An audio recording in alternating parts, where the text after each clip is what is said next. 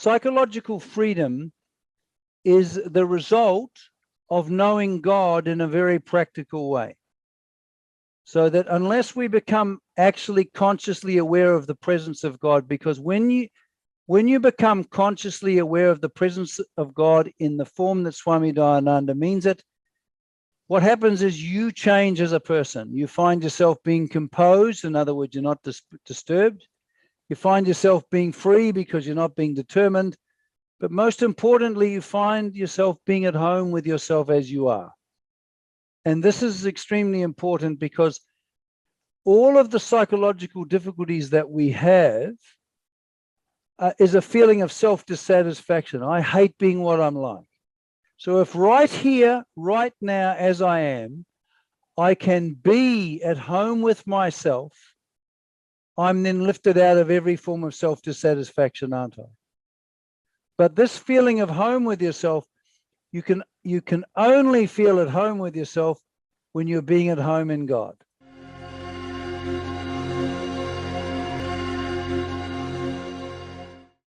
Swami Dayananda was a Gita scholar, and what he did was he unfolded the psychology of the Gita in a way that Western people like me could understand it, if you like, and in such a way that it was unbelievably relevant.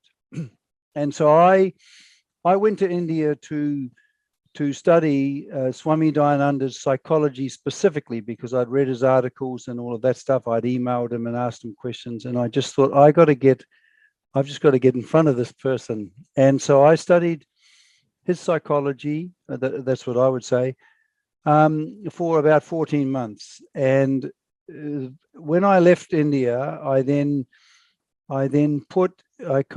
from what I'd learned from him, I then developed a method of psychotherapy and life coaching based on his work. But if you can understand, his understanding of psychology was completely imbued, and it has its roots in the Bhagavad Gita. So I'm not going to be talking about the Bhagavad Gita as such, but I am talking about the Bhagavad Gita, the meaning of it, that he so clearly and eloquently expressed. And so I think the first thing, in order to understand Swami Dayananda in the right way, we need to see the context of what was he teaching. What he was teaching was the discovery of what it means to be free while living. So when I say be free, I don't mean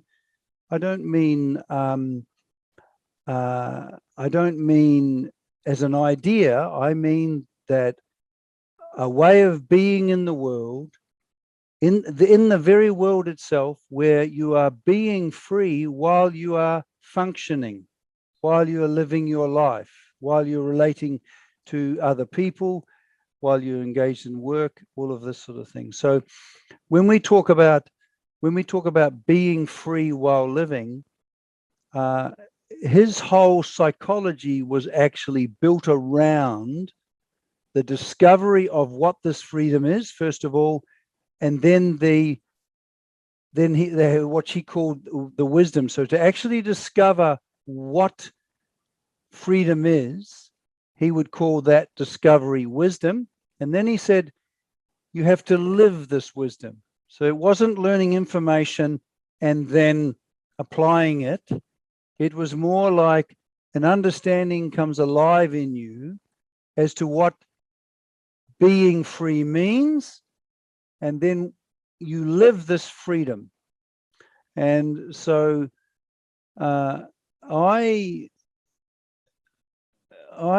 had, before Swami Dayananda, I'd done a lot of psychological studies. And what struck me about him was he was truly brilliant psychologically, which surprised me because he's a monk. I mean, not that I didn't know much about monks, and I didn't know much about Hinduism. And all I knew was that when I read the articles that he wrote, it was just so impressive, and it was so extraordinarily clear. So what I want to do first of all is what we're going to do is first of all see clearly what freedom isn't, so that we can really see what freedom would be. So we start with the fact that at any one moment we are always facing the world. We are facing happenings in the universe, and so we have the presence of reality in the form of this universe, and this universe is functioning. Things are happening. Things are coming and going. The word presence in Latin means pres. The beginning one means in front of. Esse, what's existing in front of us. So we're always, as a human being, as an individual living in the world, we are looking at and facing the universe. Now, so we're always facing a certain experience. And Swami Dayananda, I clarified that we're always facing 4 kinds of experience at any one moment. And the first kind of experiences that we like. So whenever we're facing something, the experiences that we like, we might really like it intensely or just mildly, but we can say that, yes, I'm having an experience now and I like it. And then occasionally, not often, we have an experience that's more than what we like. And then we're really pleased, right? And then we have experiences that are less than what we like. And then we have experiences that are opposite to what we like. And so these experiences are always going to happen. We can't control these experiences. These experiences, whether we like it or not, are always happening. And because we are human beings and we're living in the world, the functional world, and we're living with a body and a mind, it's in terms of the functional living has limitations. We even though we try to make sure that we get as many experiences that we like that is possible, we're never going to succeed at it. And our destiny as a mind, sense, body complex is old age, sickness, and death. That's also unavoidable. So we're always facing these experiences. And no religious, no spiritual teaching, and this is where Swami Dayananda was so practical, no spiritual teaching is ever going to change this. So we're always going to be experiencing experiences we like, more than what we like, less than what we like, and opposite to what we like. So we're all clear on that so far? Okay, this is what we're doing. Now, but what happens is, psychologically, is that, let's say, for example, someone says something that you don't like. Now, who of the people I'm talking to, some will be married, right? Now, Swami Dayananda said an interesting thing. He said, marriage is yoga. And what he meant here is that with your spouse, have you noticed that your spouse often says and does things that you don't like? Of course they do. And what happens is, and sometimes they do the opposite to what you like. But this is a reality that's going to happen to you for the rest of your life. The problem is that when we're facing an experience that we don't like or opposite to what we like, we find ourselves becoming upset or annoyed or unhappy about it. Who's ever experienced that? So what happens is something happens we don't like. That's the cause, and then at the effect, I feel rotten. I feel bad. The problem with that is it means that the experience that I'm facing is causing me to be unhappy. That's the experience. So that experience is causing me to be unhappy, or that experience is causing me to be really unhappy. But the next moment, your spouse says something or does something that you like. Now you're happy. So what happens is, as these experiences that are happening in front of us are changing, we find we change with them. We chop and change all of the time in the face of these experiences. Is that quite real so far? Okay, we all tracking here? Now, this is what Freud meant by being determined. You see, if the way I am being in the world, the way I'm actually being, is being determined by something external to me, am I being free? I'm not, am I? I'm like a puppeteer. Like the four categories of experiences are like a puppeteer.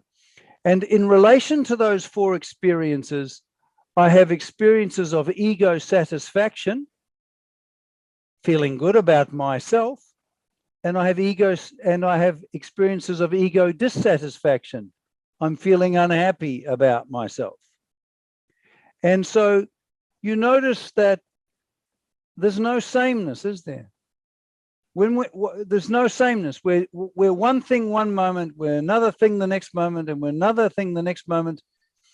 And it seems very clearly, it seems anyway, and it's only a seems, by the way, it seems to be that the world is either making me happy or the world is making me unhappy. So when people are nice or when things are going the way I want, which Swami Dayananda says is never possible. Mostly it's going to be not the way you want. He's not denying wanting things, by the way. He didn't deny psychological reality for spiritual reasons, which sometimes spiritual people tend to do. He was extremely realistic. So here we are, we're facing these experiences. And what happens is we have this very empowering belief that the world can give us happiness and the world can take it away. And it doesn't matter what we think philosophically or spiritually speaking. We can have an idea, for example, I'm consciousness. Well, that's nice. And the next moment, your wife says something you don't like and you're upset. So the fact of the matter is that the reality of unfreedom, of being determined by external things, external to us, I include external to us, our thoughts and feelings. Who here has ever been upset about the thoughts and feelings they're having? So I'm unhappy about that. So again, because our thoughts and feelings are part of the universe. That was one of the great things that Swami Dayananda taught me. I always used to think, because I was a good Westerner, I've got my inside my mind and the outside is the universe. But Swami Dayananda said, no. You're always looking at this functioning universe, which is operating perfectly in keeping with the intelligent arrangement it is. Can't help it. And part of that arrangement of that functioning universe is the thoughts and feelings that I have. Okay, they're not so-called mine, and they're outside my hands. Like what reactions I have, having reactions is normal for human beings. That's not going to go away.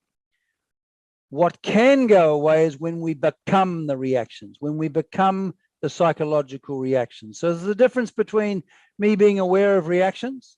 My wife has said something I don't like and I want to wring her neck. That's just a reaction. That's it.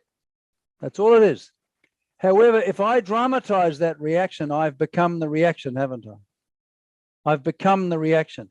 And the problem is, and I can become the reaction in a positive sense too. Someone comes along and says, my goodness, you're just such a wonderful person. I've never met anyone like you. Really? Do you think I'm like that, do you? Oh, really? Okay. So that feeling of delicious ego inflation, again, is just as much a slavery. And it's not necessarily true. Let's say I'm playing tennis and I do a very good shot. And then I go, my God, it is right and proper, is it not, to feel satisfaction when you do something functionally quite skillful. We get a reward from nature when we do that. But if I take it further, I go, I did such a good shot. I've won the game, therefore I'm a superior human being, and I'm feeling good about myself. That's quite delusional as far as Swami Dayananda is concerned. In fact, any notion I have of myself, he considered delusional, whether it's positive or negative. And so what happens is we have this situation where we're on the spectrum of ego inflation and ego deflation all of the time. And in our culture, particularly in the West, not so much in India, I don't think, but we have the strange notion that ego satisfaction is happiness, that feeling good about myself is happiness, is happiness. This is the biggest delusion that you would ever imagine. And this is actually foisted on people by modern psychological thinking. They call it self-esteem. Now, the thing is that, so we have a situation where we're facing circumstances, and what happens is we become identified with the reaction. So it's natural to have a reaction. Are we all clear on that? It's natural to have a reaction.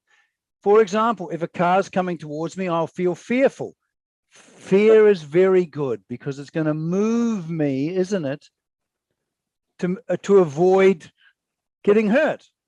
Because as human beings, we're moved. And so the idea is not to try and, I don't want to be moved by anything. You can't help but be moved. So, and Vedic psychology, as unfolded by Swami Dayananda, has 4 strivings. In other words, it actually completely gives this total picture of what moves us as human beings. And the first one is survival.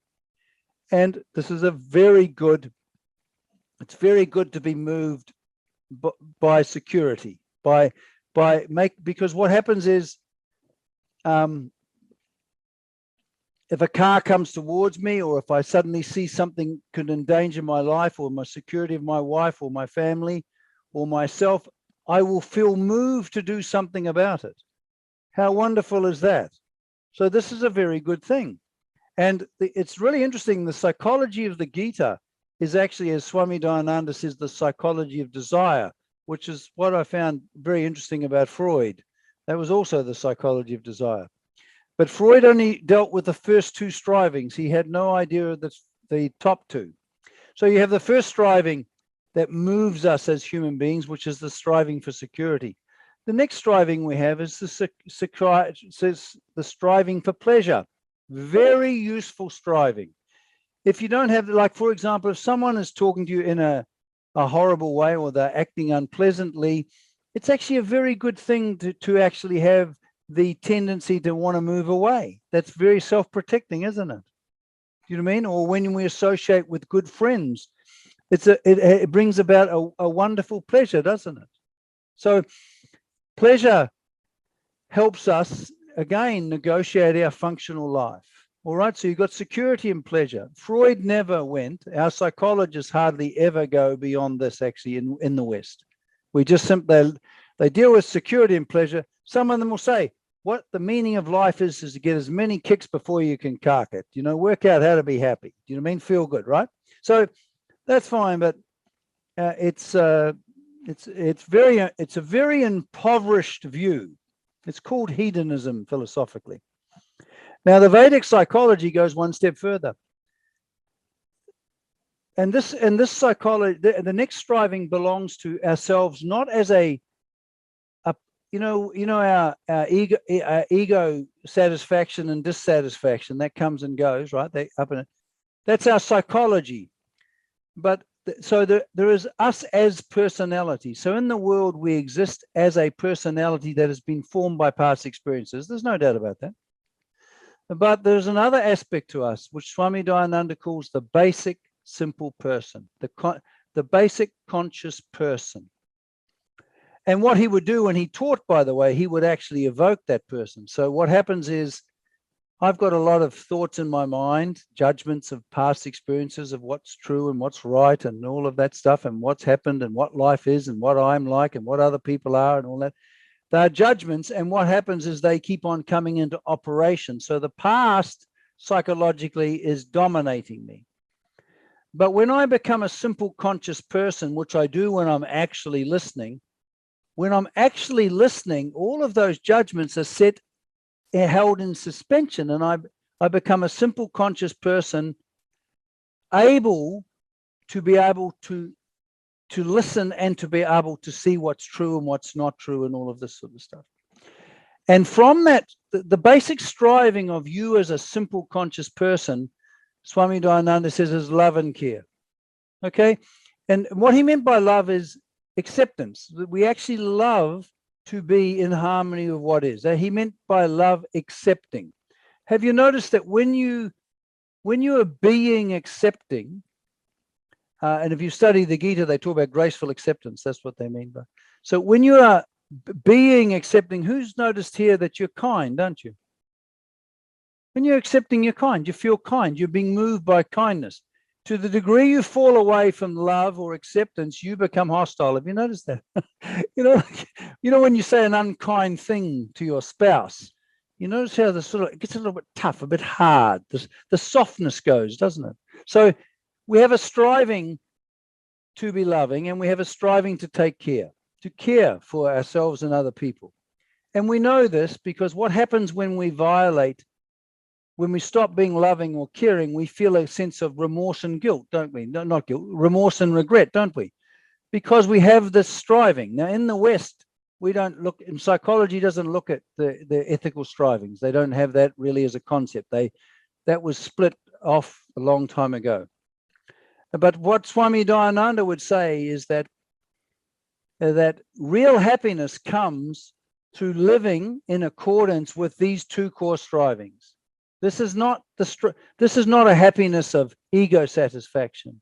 This is a happiness of living rightly and harmoniously with ourselves and other people. And so this is living happily in the real sense of the word. So how can you be happy if you're not living happily? You can't. And this is the real meaning of happiness that he outlined. And he called it, you'll be familiar with this, he called it a life of Dharma. So where we relate to other people and things, and so that we're not harmful, we're accepting, we're kind, and also that we're caring. And that's the third striving. And that striving moves us. In fact, he would say that when we actually want to be loving and be caring, he'd say we're emotionally mature. Because then there's not a split between you know how we can be caught up, we don't really necessarily want to do what's right, but we do it anyway, or we don't do it. He'd say that emotional maturity is when I am moved by love and care, I am emotionally mature. I'm still being moved. It's not no such thing as not being moved. I'm being moved, but I'm now being moved by Dharma. And he would say that God is present in the heart of a human being as Dharma. That's how he would put it. And lastly, we have a longing, which is universally denied in the West, and this is the longing for God. Now we have a saint way back in the 4th century by the name of Augustine. I'm not going to go into his theology because it was a bit twisted, but he said a beautiful prayer. He says, "Thou hast made us for yourself, O Lord, until thou hast made us for yourself, O Lord, and we are restless until we rest in thee." And this is the longing. This is the longing for God.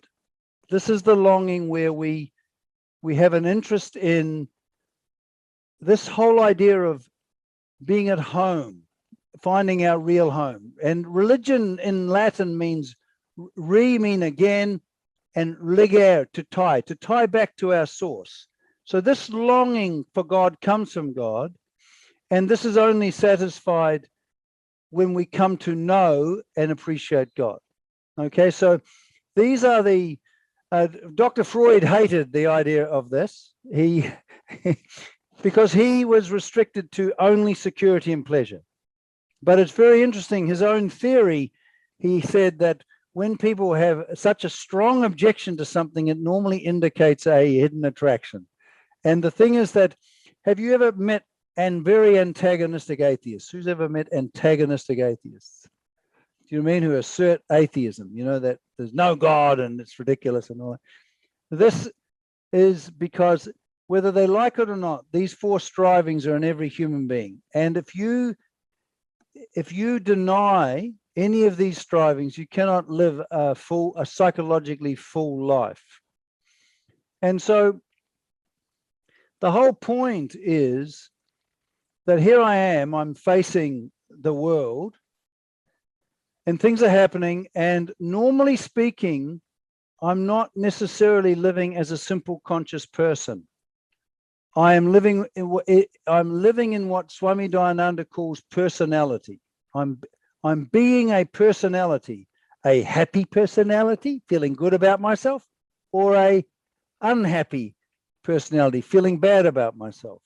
And when we look at what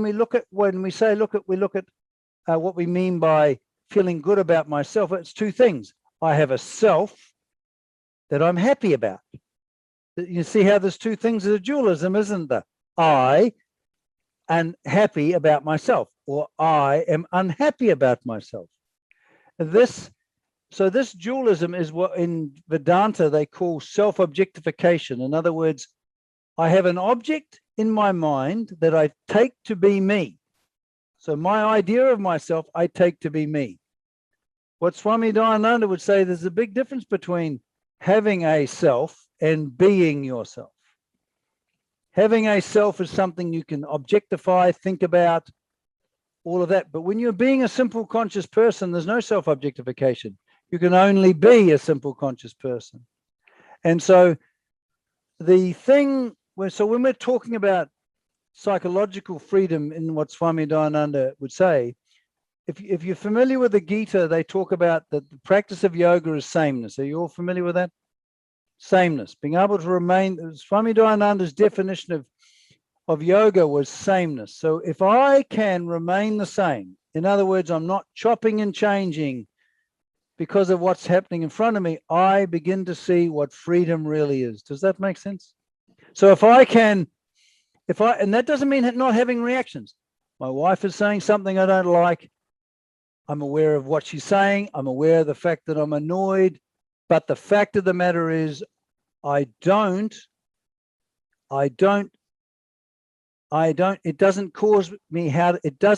determine how I see or how I'm acting. Does that, you see how that makes me free? If it doesn't determine how I see and how I act, I am being free in the face of that experience. The freedom he unfolded was extraordinarily practical. I have never met a psychological thinker like Swami Dayananda, ever. I think he's one of the most brilliant minds, not only from India, but psychologically, because of the way he articulated the problem. And I'll just say one last thing before we go on. Because he understood that psychological freedom is the result of knowing God in a very practical way. So that unless we become actually consciously aware of the presence of God, because when you become consciously aware of the presence of God in the form that Swami Dayananda means it, what happens is you change as a person. You find yourself being composed. In other words, you're not disturbed. You find yourself being free because you're not being determined. But most importantly, you find yourself being at home with yourself as you are. And this is extremely important because all of the psychological difficulties that we have is a feeling of self-dissatisfaction. I hate being what I'm like.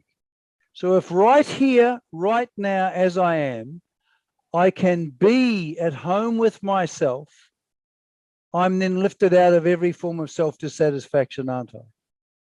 But this feeling of home with yourself, you can only feel at home with yourself when you're being at home in God.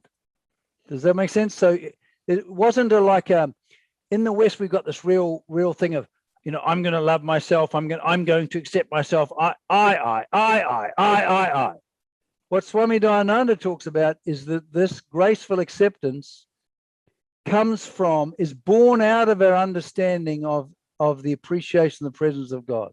So it's basically a way of being that is given to us by God, in a sense. Does that make sense? And it lifts us out of all of our psychology, all of that egoic psychology of feeling good about myself and feeling bad about myself. You could say that, you know how in you Hindus you talk about Krishna being joy, you know, the Lord Krishna as being joy. When our hearts are full of joy, joy doesn't mean ego satisfaction. It means it's being at peace, and it has a quiet quality, and it's not loud, but it's deeply meaningful. So that's I think that by way of introduction, that's I think that's where we'll end.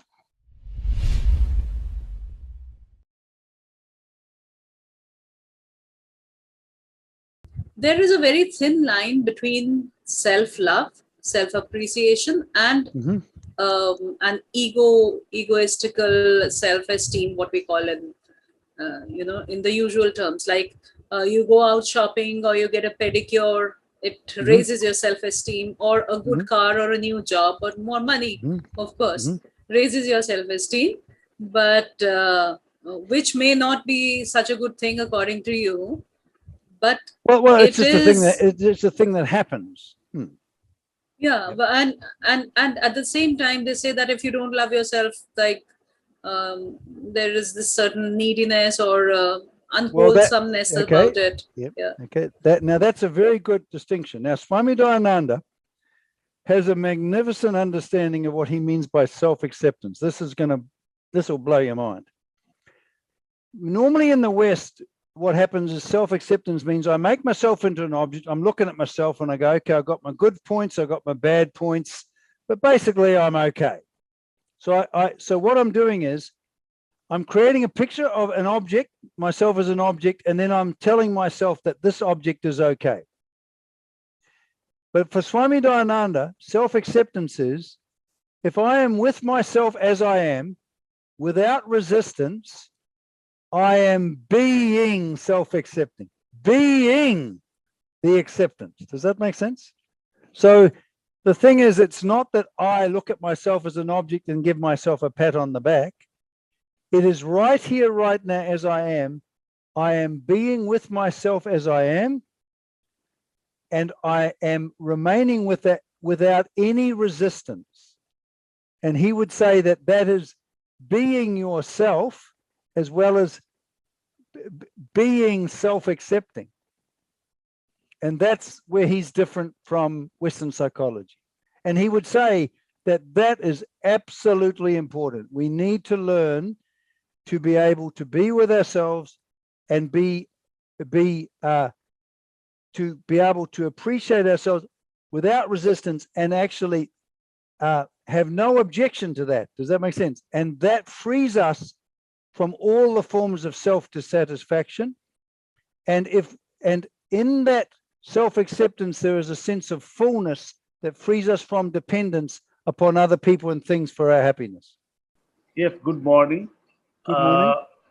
The question is that a human being is designed to have emotions for appraisal, emotions for criticism, and to react accordingly. It was saying that,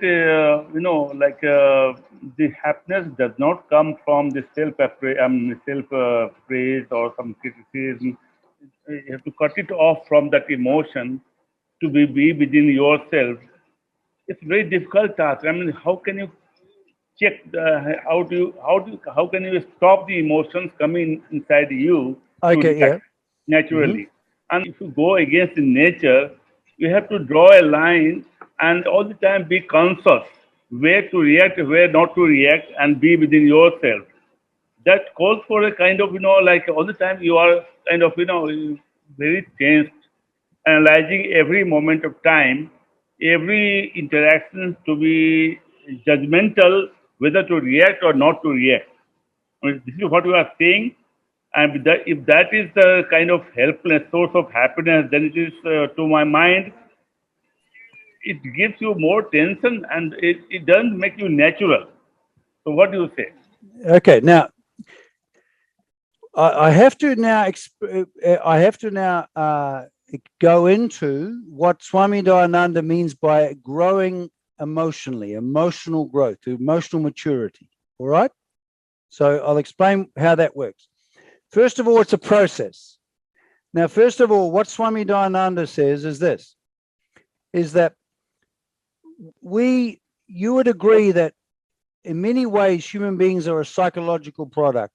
In other words, their personality has been molded by past events, and these past events form the type of person you take yourself to be, and the sense of yourself, right? Now, what happens is the first thing that Swami Dayananda says that you have to start to look at is that with your examining mind, in other words, you can see that when you go quiet and you really start to ponder, for example, if I'm working with a client and they are constantly having arguments with their wife, right? Because I work mainly with young men, okay? So here they are, they're having arguments with their wife. Now, as you say, if they restrain the dramatization, they feel bad. And if they dramatize, they feel bad. It's like so if they don't do it, they feel bad. And if they do dramatize, they feel bad. Obviously, that's not going to solve the problem, is it? Right? It's not, and it's not natural. Now, what Swami Dayananda says is this. Here you are, you're examining the fact. He talks about that we have to discover what is truly good. So the basis of changing human beings is knowledge, understanding. So if I have an examining, learning mind, as he called it, and I'm saying now, okay, even though I feel like wringing my wife's neck a lot, what I'm going to do is I can see that living happily and harmoniously and cooperatively with my wife is a good thing. Okay, so even though I've got a background and I've got psychological impulses, me as a conscious person can recognize the true value of living happily, peacefully, and cooperatively with my wife, even if I don't quite know how to do that yet. Are we clear on that so far? Because we can't help but will what we want, what we think is good. So if I using my faculty of awareness and discrimination, say, you know, this would be really good. This is the good way to live. Now, that recognition comes from the heart of my heart as a dharmic person, doesn't it? Right? Now, but here I am, I'm fairly emotionally immature because I'm moved by what they call binding desires. Swami Dayananda calls them binding desires, right? I've got demands to be treated well. I've got demands to be emotional demands to, you know, all sorts of things, right? And when they're not met, I get very strongly emotional because these demands are ideas I have of happiness, that I'm successful, that I'm outstanding, that I'm loved, that I'm, you know, the whole lot. There's lots of them. So what happens is once I see, okay, the problem is that when I act in an unloving or unkind way, I'm unknowingly building disturbance in myself because my actions contradict the tendencies of my heart, the dharmic heart. Do you understand? So then I become ruptured in myself. And I also come into conflict with other people around me. Have you noticed that? So what Swami Dayananda says is, okay, when you begin this, there is friction, but it doesn't last forever. It's friction. He says you got to fake it till you make it. But you're not going to face it. You're not going to fake it till you make it unless you've really come to the understanding with your awareness and discrimination. Okay, I may not know how to live without being overwhelmed emotionally, but what I'm going to make sure that I do is I am not going to, even if I feel like it, say unkind words, or I'm not going to attack in any form. I'm not going to let myself off the hook. I'm not going to be hostile no matter how I feel. Now, when a person starts doing this, because I see this all the time, they find it hard and they fall away. And as soon as you really realize that living happily, cooperatively and kindly with other people, which doesn't mean being a wimp. Dayananda wasn't a wimp. He was a very beautiful man. He was kind, but he wasn't wimpy.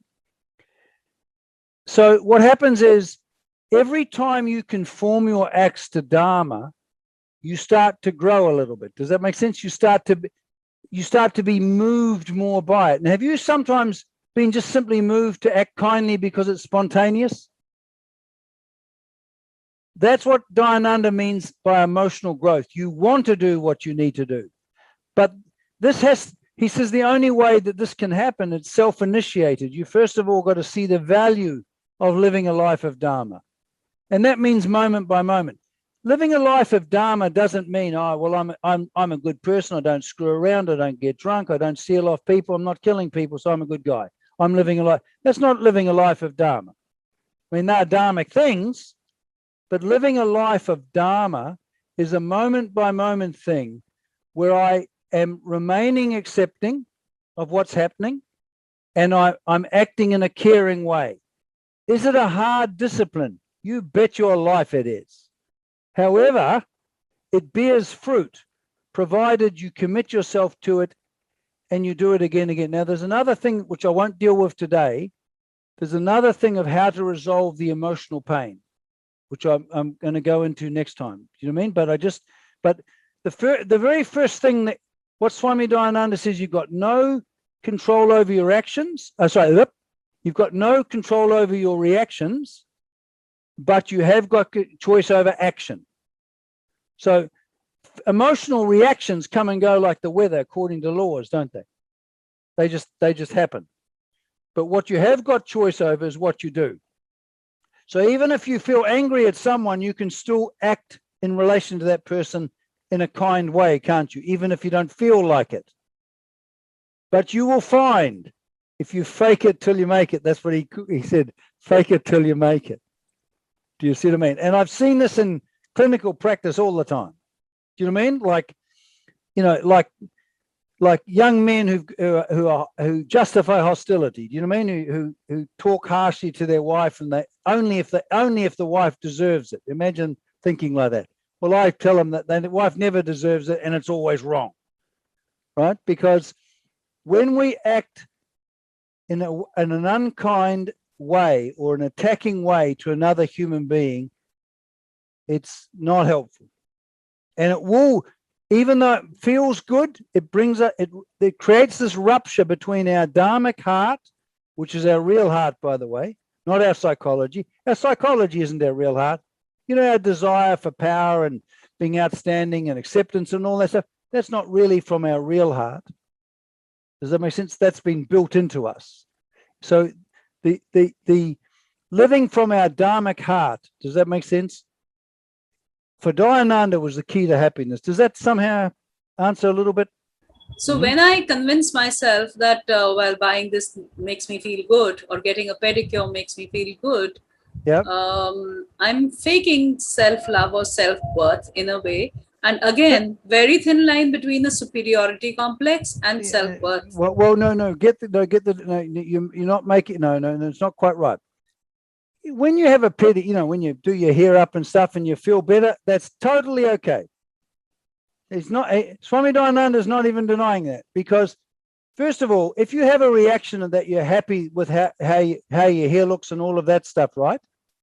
That's just simply feeling happy about your hair.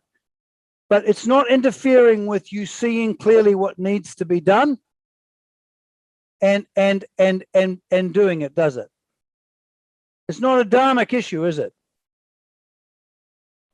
But experientially, the day I bought my own new car, I actually felt very nice. I never thought I would be so attached to material things. That's right. Yeah, but again, there's nothing wrong with enjoying a car. This is the difference. I love driving this car. I find it very pleasant. I'm enjoying this car, right? But now I've got a car, therefore I'm special, I'm better than other people. That's when it starts to get delusional, because you're then using it to fortify yourself, right? There's a difference. So enjoyment is, for Swami Dayananda, he says, I'd like to give you as many desires as possible, because remember what the Lord Krishna says, I'm in the form of every dharmic desire. So if it's not harming yourself or harming others, there's no problem. Do you see what I mean?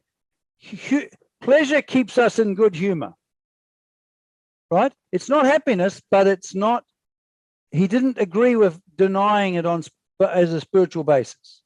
When you say fake it till you make it, I believe that's more of a westernized approach. We call it start to get conscious. To get conscious, you really need to practice it. So start paying attention, be conscious of it. It doesn't come in one day. You really need to practice it till the time you perfect it. You have to consciously and deliberately practice Dharma. Absolutely. Now, transformation may come from God, but reformation is our job. We reform not ourselves, we reform our conduct. So reformation is very, very important. We don't kind of, I'll leave it up to God.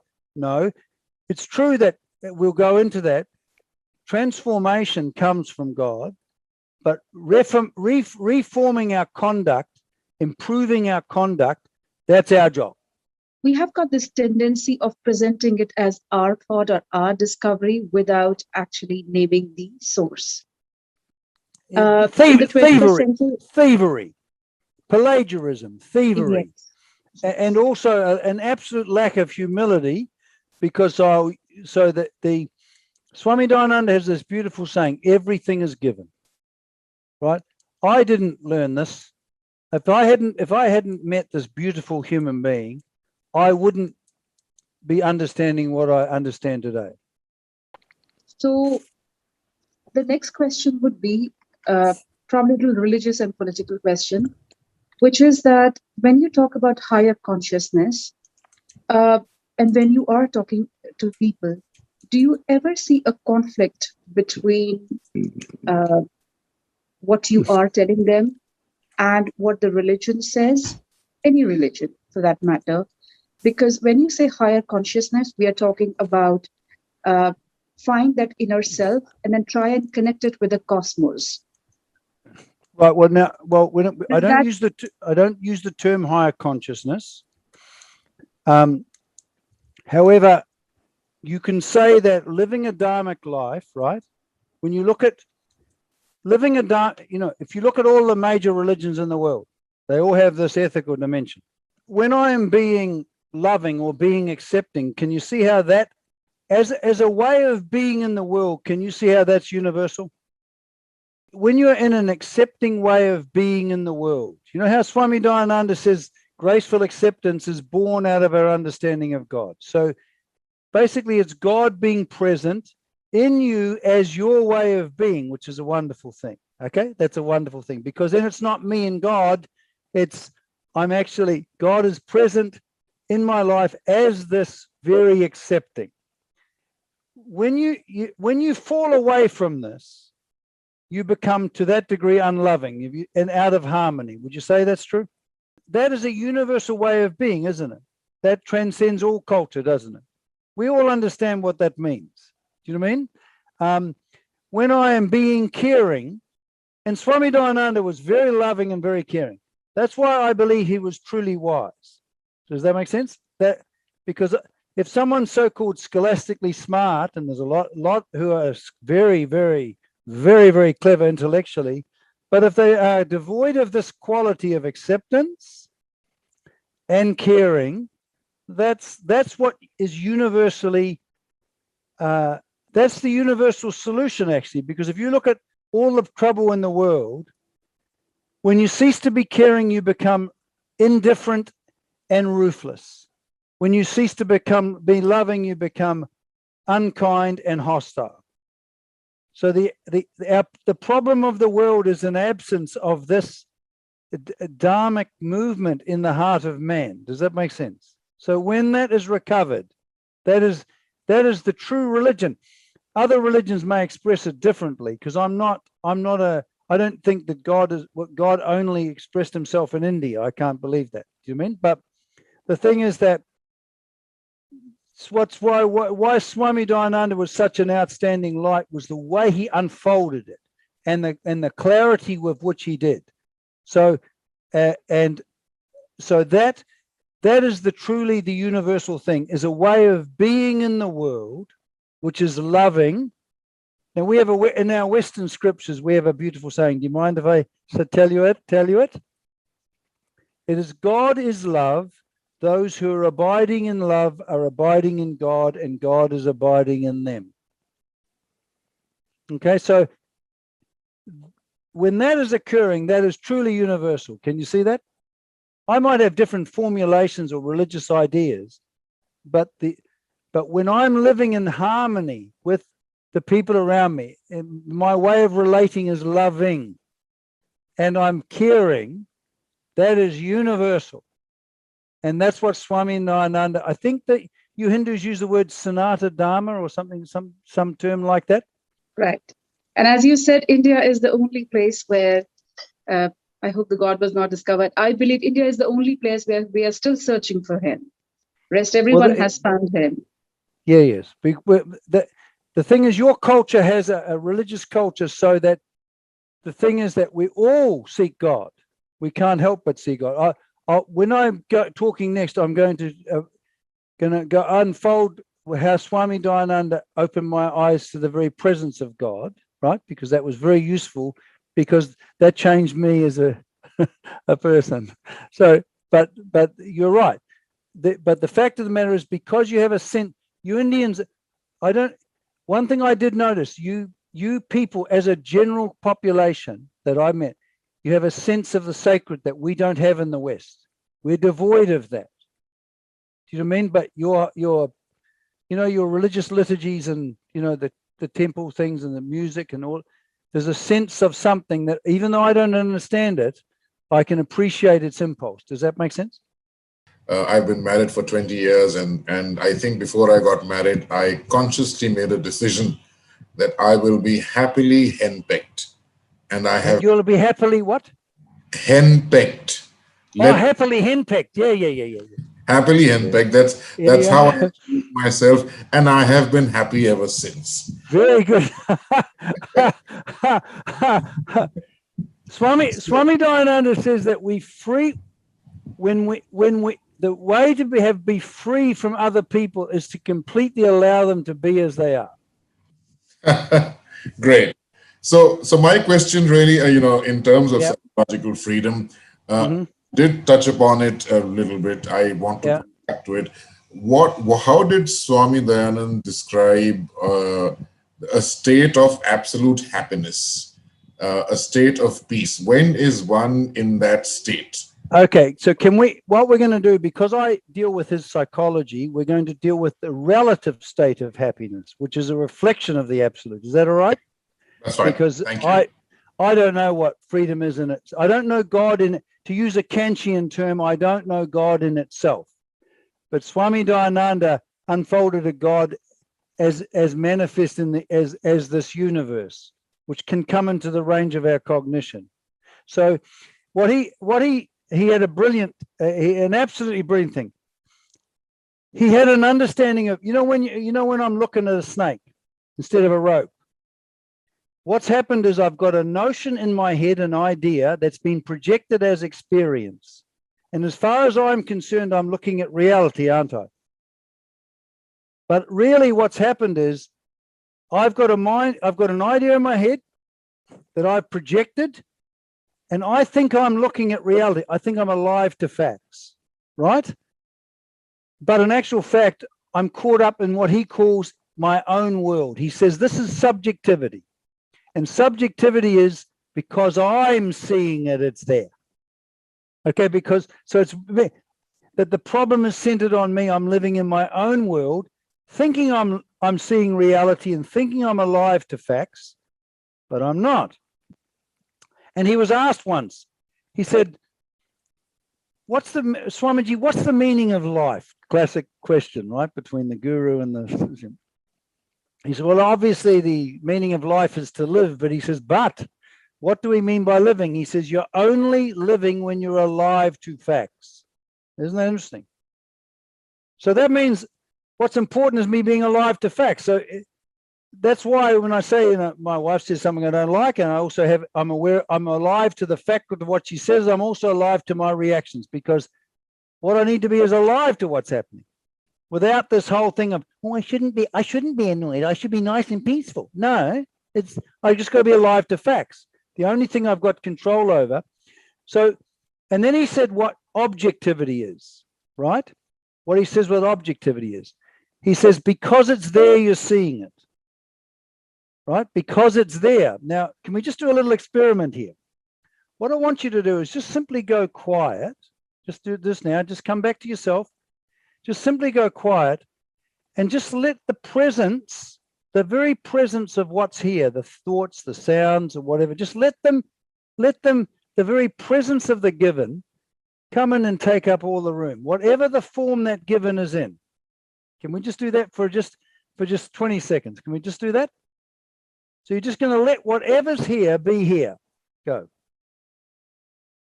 Now you notice you straight away there's a sense of composure, isn't there? Now, I'm going to go into this next week, but for Swami Dayananda, like, he talked about a clay pot and a clay. Have you heard that thing about the clay pot and the clay? Okay, so when you're looking at a clay pot, you're looking at the presence of clay in the form of a pot, aren't you? But the reality, the reality of that form is clay, isn't it?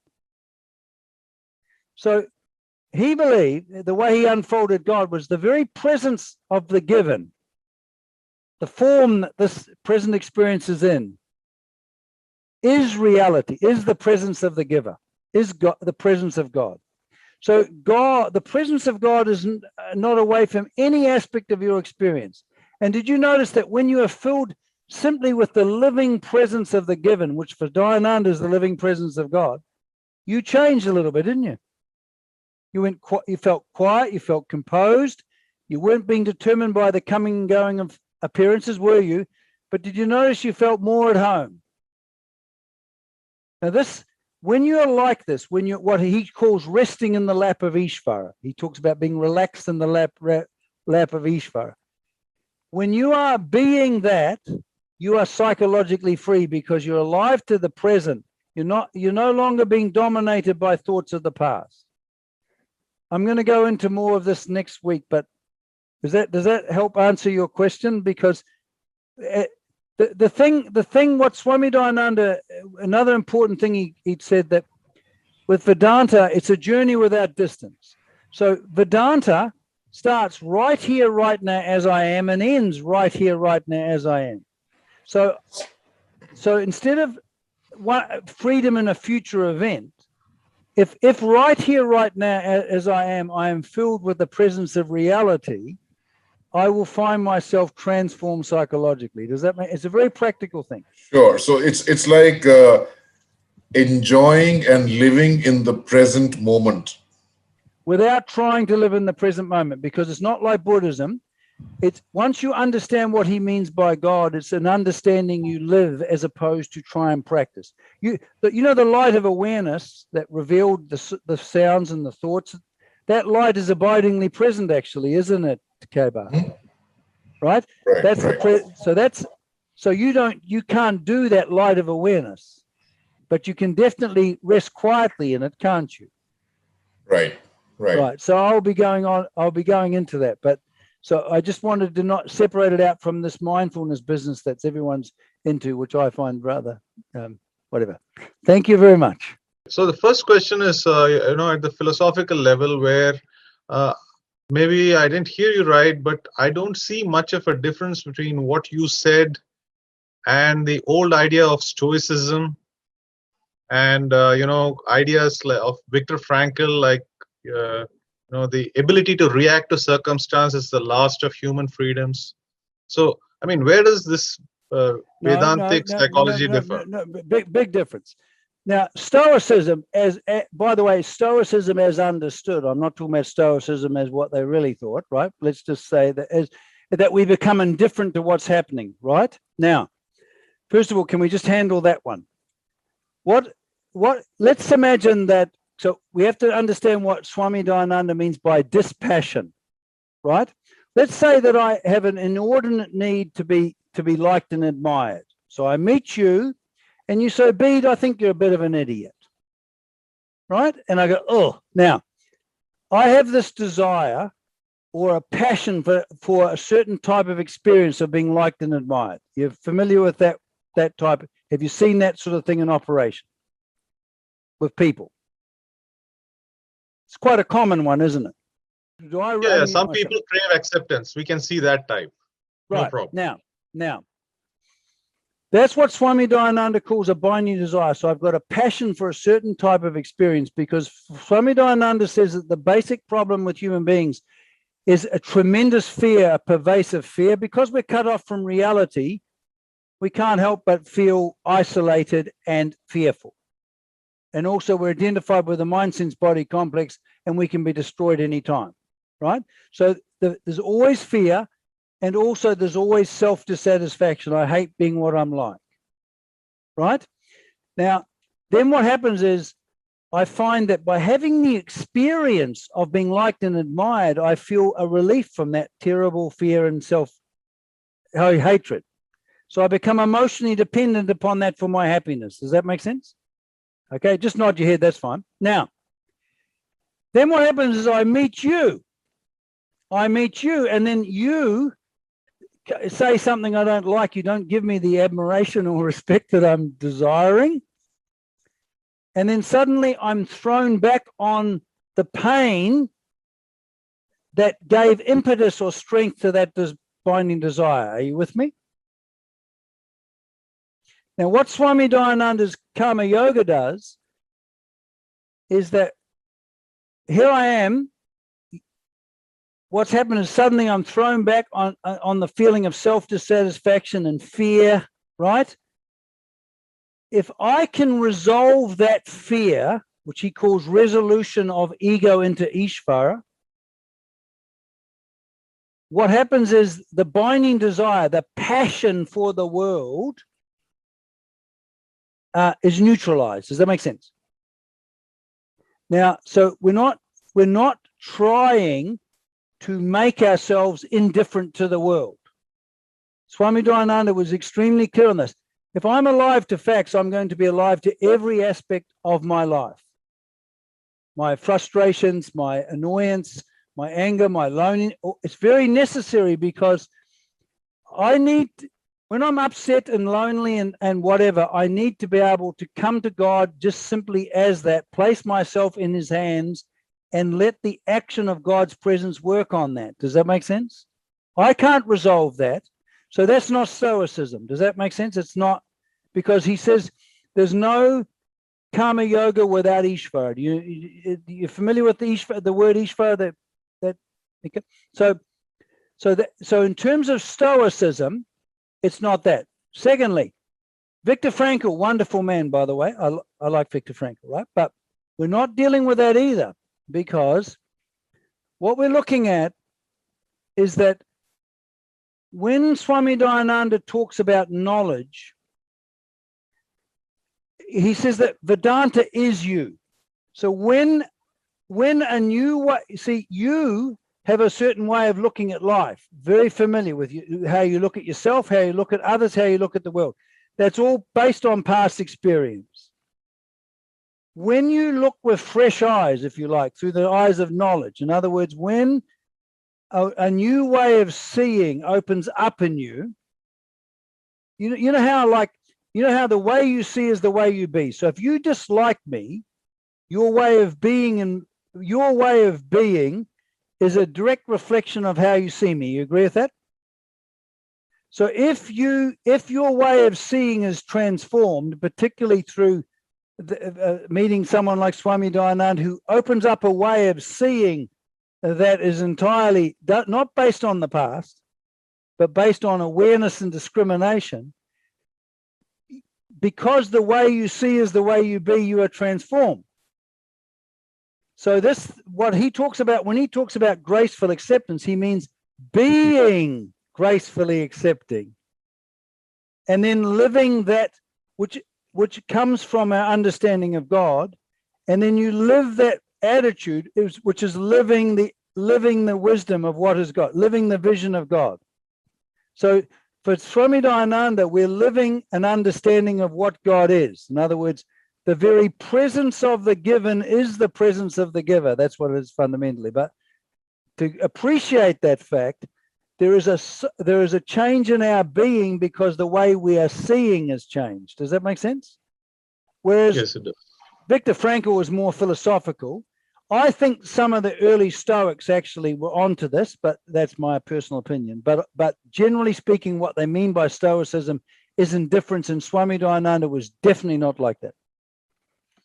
What he said was that acceptance is the basis for responsiveness.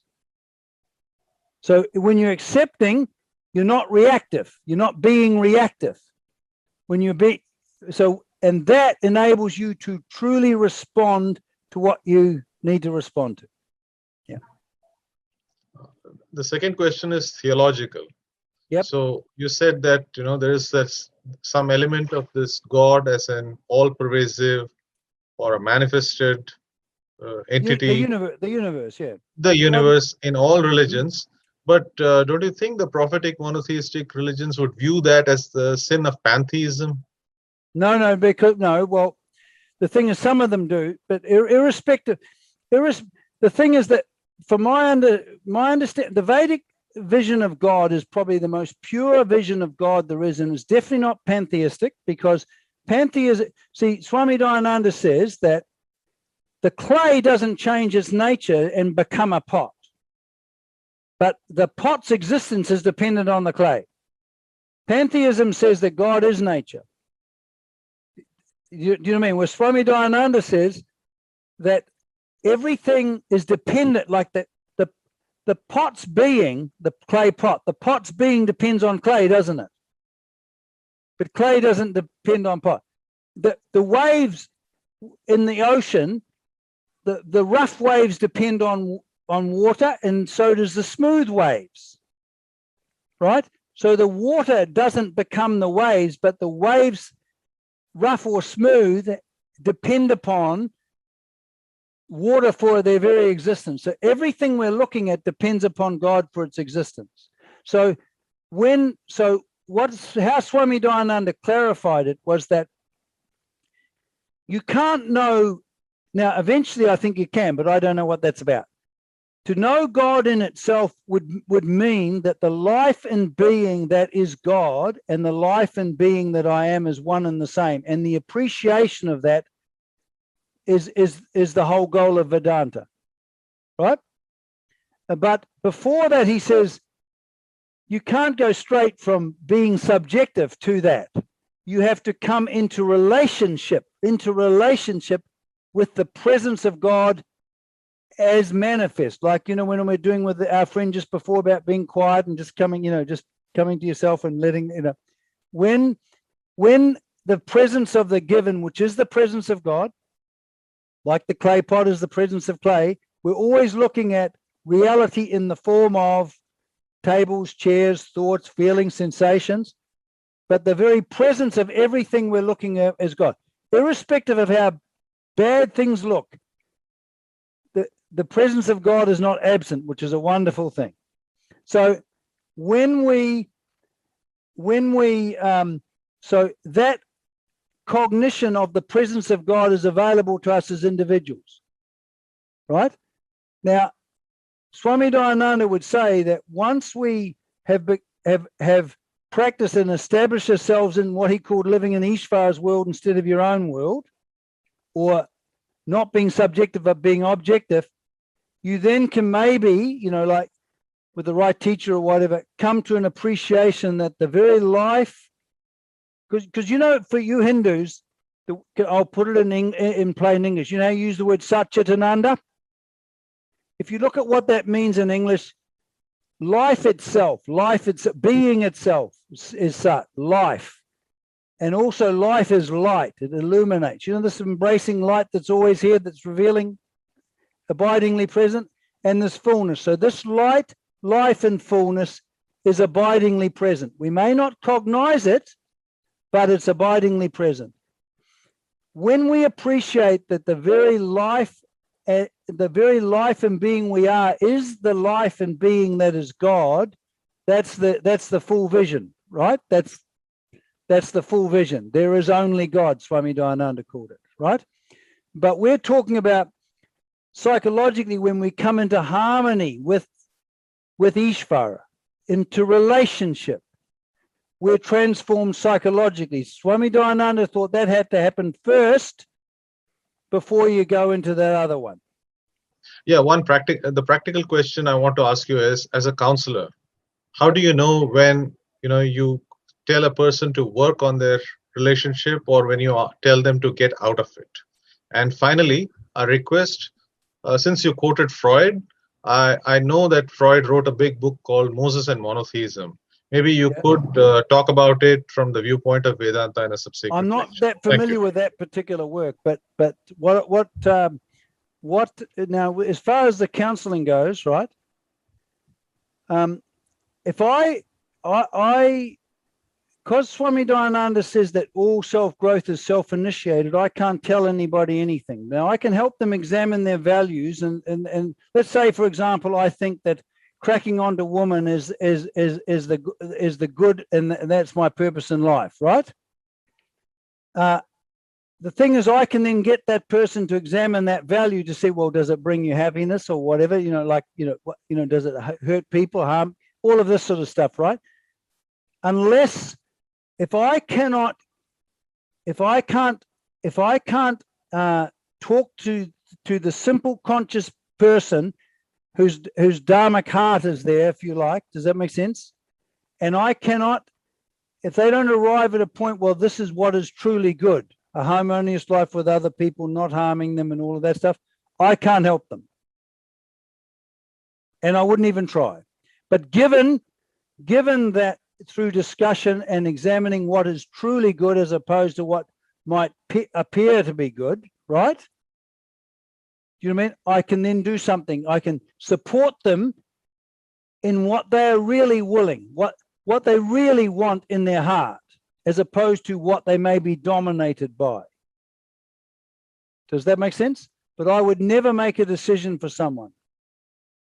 I will just get them, because I know that when they start living a dharmic life and seeing everything in the light of dharma, not in the light of their desires, but dharma, then that'll develop, and there'll be natural consequences to that. Does that make sense? I disagree with a lot of counseling theory and psychological theory in the West. I disagree with the fact that they split it off from ethics. Do you see what I mean? I think that's a big problem.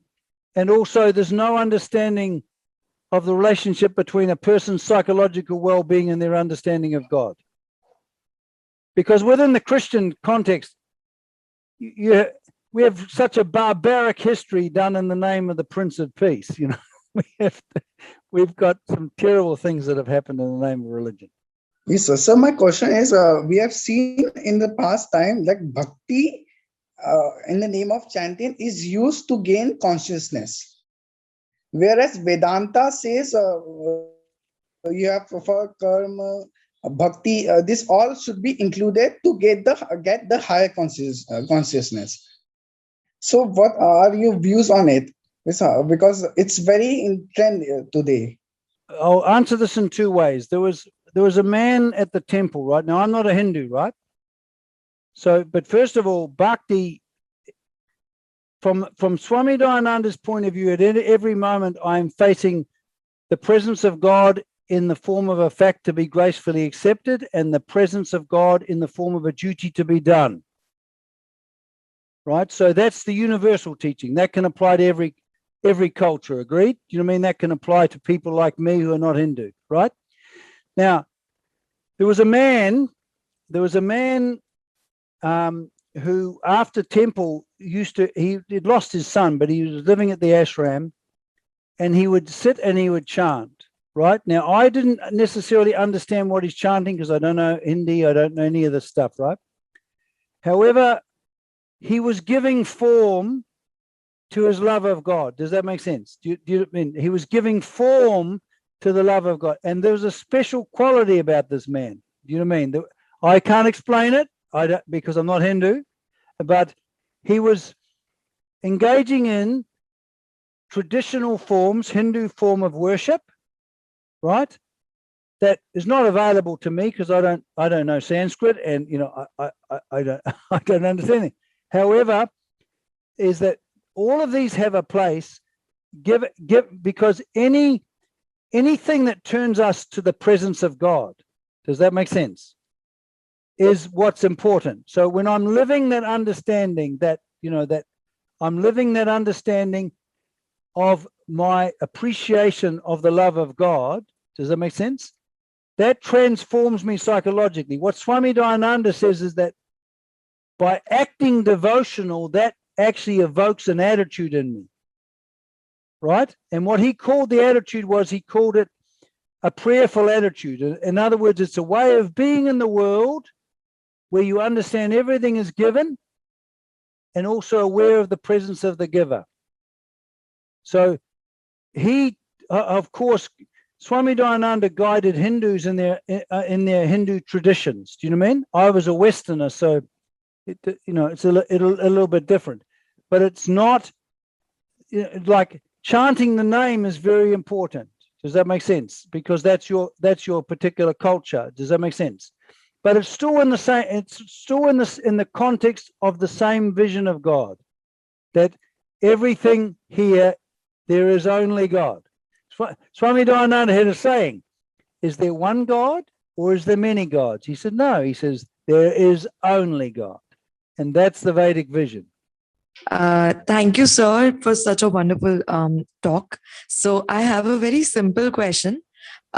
Sometimes we are caught in a situation where we tend to make compromises for our loved ones, and sometimes that compromising thing becomes a habit, and we decide our own personal happiness in that. So, for example, my parents, for example, would want me to come along with them to a religious place during my vacations. However, I have a very well-planned, outing planned with my friends during the same time. So if I have to choose between the two situations, sometimes I tend to make compromise just for the happiness of my parents. That you have, in one sense, you've got a situation where you need to, be with your family and the parents and stuff like that. But you've also, on the other hand, you want to do certain things with your friends. Is that what? Did I get that right? That's what I meant. Okay. So, where does the freedom lies? I mean, how do we face such dilemmas or situations? Like, should we put our self-interest first, or should we go ahead with? Right. Now, again, what Swami Dayananda says is that, you see, first of all, we have to get over this idea that people make us unhappy or not unhappy. The problem is centered on us. So if I'm unhappy, the center of the problem exists with my way of being, doesn't it? So any form of unhappiness is a way of being. What Swami Dayananda calls it, the problem is located with you. So the only solution is the location is with me as well, right? So there is that. But because we function and live with other people, right? We got our functional life. Is that true? We got our functional life. And in our Western scriptures, we have a saying: we have to render to God what's God's, and we got to render to Caesar what's Caesar's. In other words, we have to deal with the world and the world of function and things like that. So when it's a question of we need to, when we talk to people, often what happens when we talk, when there's a contentious issue, we can lose our temper and we can be unkind. Have you noticed that? We need to be able to talk without getting caught up in reaction. So we can present a thing of, okay, I want to be with the family here, but I also want to do that. So that, do you understand what I mean? There's no necessity for you to forego what you want to do, if you know what I mean. Like, it's not Dharma is not self-sacrifice. You have to take care of others, and you have to take care of yourself, and you must be very mindful not to act unjustly. But sometimes people or parents can make unreasonable demands. That's also true. So it's a question of working out what is happening. But but in the manner of what really counts is the manner in which you communicate it. Does that make sense? And so you can sometimes, like, you can negotiate. You can say, look, I need to talk about something. I've been wanting to talk about it. I don't know how. Do you mind if I talk to you about something that concerns me, that I'm a bit unhappy about? I love you guys. I want to get on with you, but I want to be able to talk to you about something so I can live happily with you, but also live happily with myself. Would you mind that? So you can get agreement, so that there's not. Do you understand what I mean? Like, you will find that if you can remain kind and not uptight, you'll tend to use the right words. But as soon as you become full of ill will or resistance, what you say will not work. You'll mess it up. Does that make sense? There's nothing wrong with wanting to associate with friends and do things with friends. Do you see what I mean? Now, again, I'm from a different culture than you. We have the other way. We go the other way, where we don't care about our family or traditions. In a sense, we just do our own thing, which is even it's also a problem. Does that make sense? Like, we need to do what is kind and loving, and because we do have a duty to our parents, right? It's a question of how far does that duty go? Does that make sense? So if I was to go, oh, okay, I'm just going to do my own thing, stuff them, that's a problem. Do you know what I mean? That's the one extreme. The other extreme is I'll do exactly what they say. That's also a problem, because that'll produce resentment and all that stuff. So there has to be that balance, and only you can find that. But the first thing, the basis of coming to that balance, is the manner in which you talk. And if you'll find you can get away with murder if you talk to your parents from a kind place. You will. Does that make sense? It'll melt them. Does that make sense? But if you get into a fight, you know that gets. You can see that doesn't help, does it? You got conflict. Have you ever seen that happen? Yes. In fact, even if I choose to, or even if I convince them to allow me to go for the trip, rather, then there is a sense of dissatisfaction within myself. Even if I'm happier going to a vacation with my friends, but I'm still dissatisfied with the fact that I wasn't being able to consider my parents' request at the same time. But Yes. but even though your parents have given you permission, or they said it's okay. Because they do so for my happiness, and I'm conscious about that fact, and that makes me even sadder. Yeah, well, there's a difference between we all have a problem with self-condemnation, right?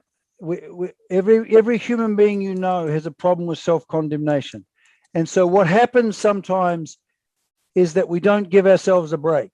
Does that make sense? We're not very self-accepting, so we tend to find fault with ourselves, right? But sometimes we can be a little bit too scrupulous. Does that make sense? Like, the fact of the matter is, when you're having friends with we're in life, there's always an upside and a downside. So when I'm spending time with my wife, I can't be reading books that I like. When I'm reading books in my life, I can't spend time with my wife. So everything I do has two sides. Would you agree with that? Yes. So you're never going to be. You can recognize the downside, provided if you have a loving relationship with your parents, and you're loving and supporting when you're with them, but you've also got your own life and you live that too. There's no injustice, is there? You're not harming them. Yes, that makes sense. Now so you look at it from the point of view of justice or dharma. Do you know what I mean? So you make sure you don't harm them. Does that make sense? So if you made an appointment with them and then you just disregarded it, that would be harming them. But if you've talked to them and they understand that they've got their life, you've got your life, they are still part of your life, but nowhere near like you were when you're a little child. When you're a little child, your parents are the source of your security and pleasure. So you're very, very bound by them. When you grow up, that's not going to happen. They're no longer the source of your security and pleasure. Do you know what I mean? Now you have duties to them. Does that make sense? but you don't have the duty of self-sacrifice.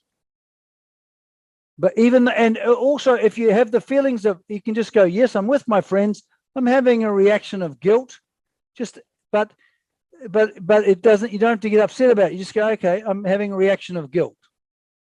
Because if you know that you're not acting unjustly and wrongly, it's totally okay, irrespective of how you feel. Feelings come and go, Shruti. They just come and go. They're not reliable. We listen to the voice of Dharma. We don't listen to our feelings. And the feelings in Dharma are the feeling of acceptance and kindness and the feeling of wanting to take care and concern, isn't it? They are the two real feelings that human beings have. These other feelings are not that real. They come and go.